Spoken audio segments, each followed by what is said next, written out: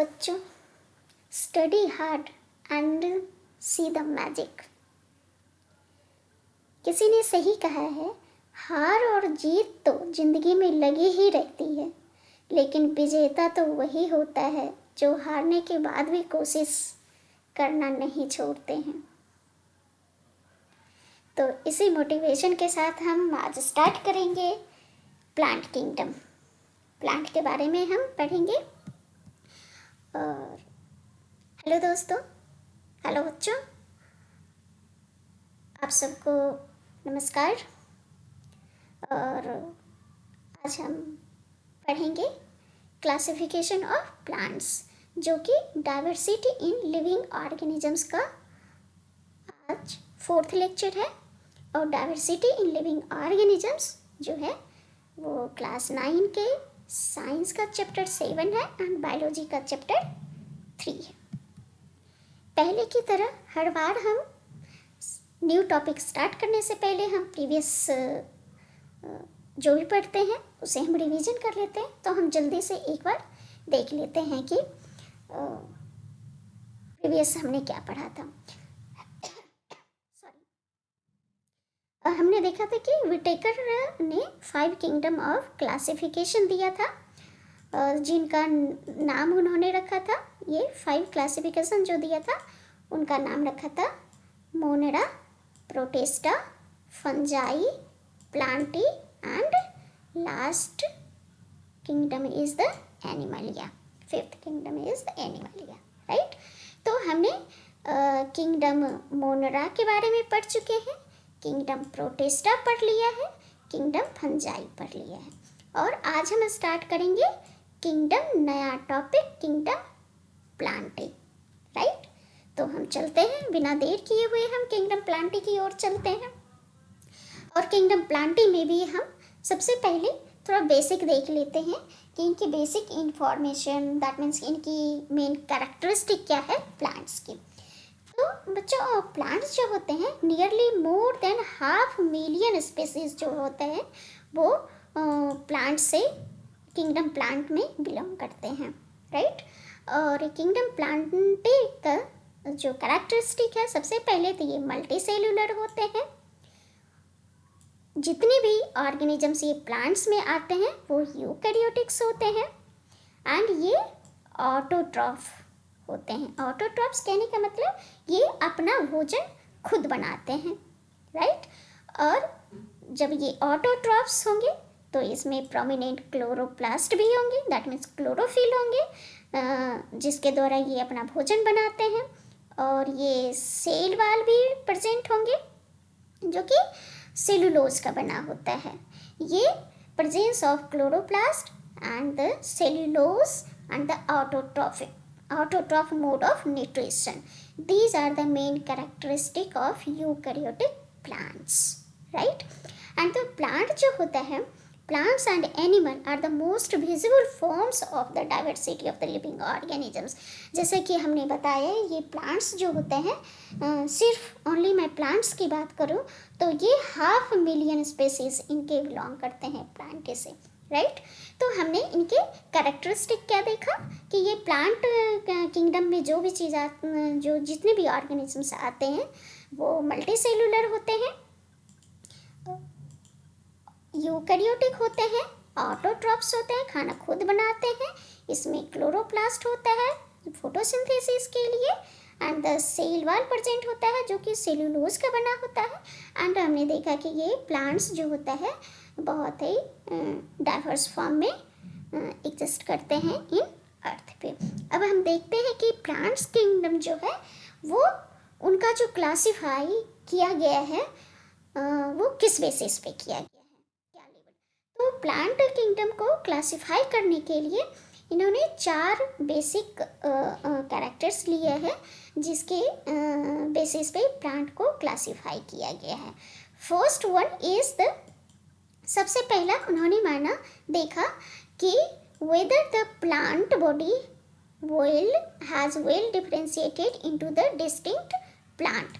मतलब इसके कहने को उन्होंने सबसे पहले मतलब इस बेसिस पे प्लांट को क्लासिफाई करना, डिवाइड करना शुरू किया सबसे पहले उन्होंने डिफ्रेंशिएट किया कि इसमें plant component present, differentiated parts of plant component present है या नहीं। डिफ्रेंशिएटेड पार्ट ऑफ प्लांट्स कहने का मतलब है कि प्लांट्स में रूट है या नहीं है, स्टेम है या नहीं है, लीफ प्रेजेंट है या नहीं है। इस बेसिस पे उन्होंने प्लांट्स को डिवाइड करना शुरू किया, राइट।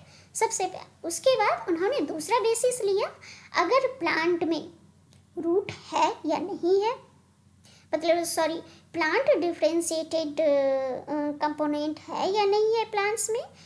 नंबर 2 उन्होंने देखा कि अगर प्लांट डिफ्रेंशिएटेड है तो differentiated plant body has the special tissue for the transport of water and other substances.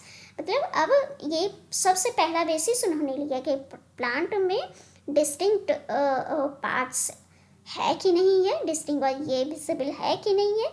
दूसरा कि इसमें क्लोरोप्लास्ट है या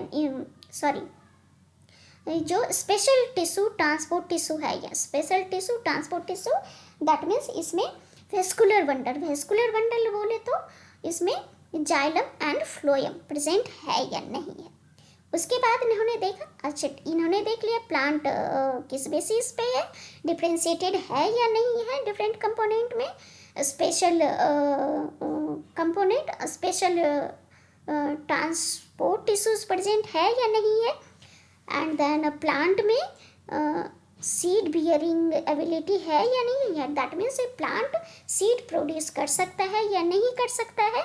उसके बाद उन्होंने देखा whether the seed are enclosed within the fruit, अब सीड तो प्रोड्यूस कर दिया। अब उसके बाद उन्होंने देखा इसमें डिवाइड करना शुरू किया कि सीड तो प्रेजेंट है, अब सीड प्रेजेंट है, अब इनसाइड फ्रूट्स है सीड या फिर सीड प्लांट में ऐसे ही लगे हैं, नेकेड सीड है। इस बेसिस पे, इन सारे बेसिस पे उन्होंने प्लांट्स को डिवाइड करना शुरू किया। जब इन सब के बेसिस पे उन्होंने प्लांट डिवाइड शुरू किया, फिर से हम एक बार देख लेते हैं। फर्स्ट बेसिस क्लासिफिकेशन, ये प्लांट किंगडम का जो क्लासिफिकेशन का बेसिस लिया, आधार उनका माना कि whether the plant body has well differentiated distinct part और नॉट। तो ये जैसे कि इन्होंने देखा कि प्लांट में डिस्टिंक्ट पार्ट है या नहीं है, उस बेसिस पे प्लांट को डिवाइड किया। First basis of classification. Second basis of classification, the differentiated plant body has special tissues for the transportation of water and minerals and other substances।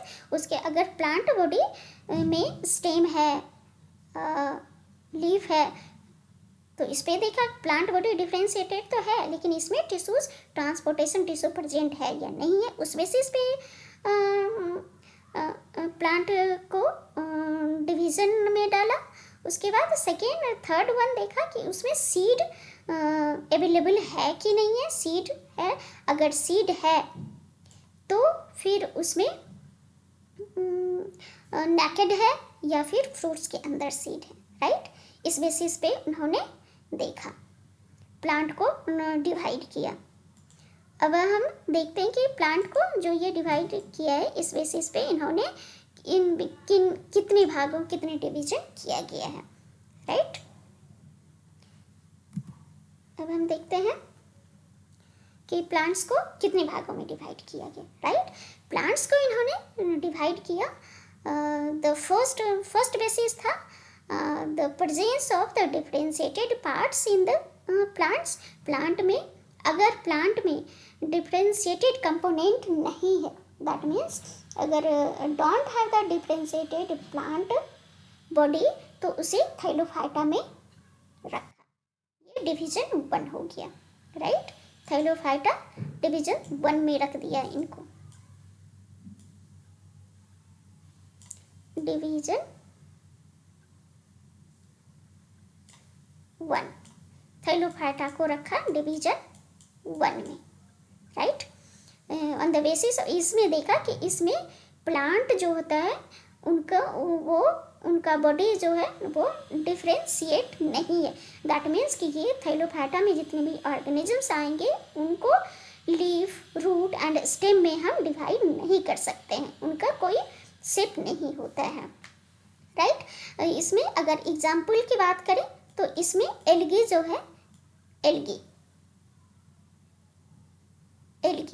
Algae हो जाएंगे एग्जाम्पल ऑफ द थाइलोफाइटा।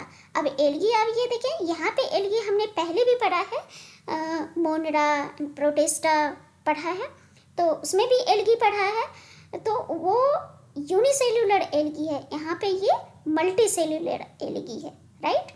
अब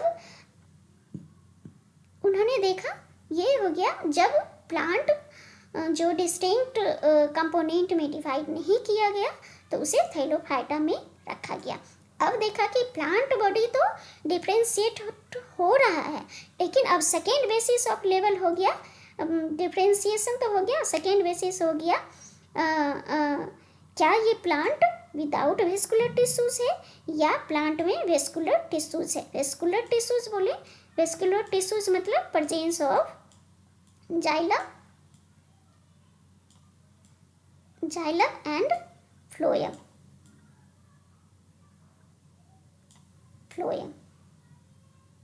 right. तो xylem and phloem को हम vascular tissues कहते हैं। तो अगर जिस प्लांट में डिफ्रेंशिएटेड तो बॉडी है लेकिन उसमें वेस्कुलर टिश्यूज नहीं है, तो उसको एक अलग डिवीजन में रखा, ब्रायोफाइटा, राइट। ब्रायोफाइटा हो गया डिवीजन 2, और इसमें जनरली जो एग्जाम्पल्स आता है ब्रायोफाइटा का वो मॉसेस आते हैं, राइट।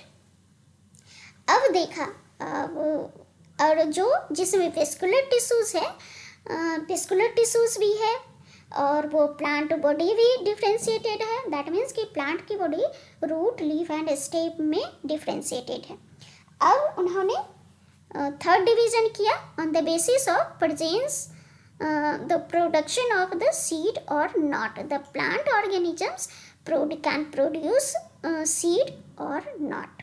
अगर सीड प्रोड्यूस करता है तो जो प्लांट सीड प्रोड्यूस नहीं करता वे प्लांट जो है डिफरेंस, उनकी बॉडी डिफ्रेंशिएशन है, वेस्कुलर टिश्यू भी प्रेजेंट है, लेकिन वो सीड या फ्रूट्स नहीं प्रोड्यूस कर सकते हैं, तो उसे एक अलग डिवीजन टेरिडोफाइटा में रखा। Pteridophyta that means division 3, right. और इनका एग्जाम्पल हो जाएगा फर्न, राइट। इनका टेरिडोफाइटा का जो एग्जाम्पल हो जाएगा ये हो जाएगा फर्न।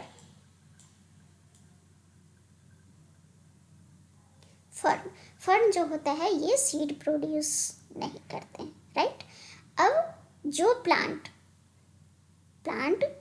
वेल डिफ्रेंशिएटेड है in the plant component like root, stem and leaf, they also contain the vascular tissues, they produce seed, and that type of plant को डिवाइड किया गया है जिम्नोस्पर्म एंड एंजियोस्पर्म, राइट।